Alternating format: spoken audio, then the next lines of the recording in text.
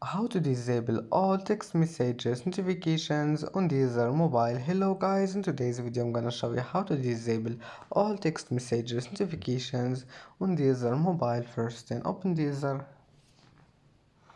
and here you will find this settings icon in the top corner, and then click here notifications, and then just scroll down until you find this one, text messages.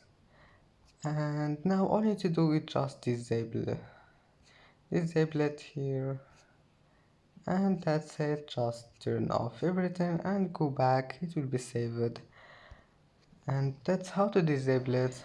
And that's it for today's video. Don't forget like and don't forget subscribe, and thank you for watching this video until the end and see you in the next video.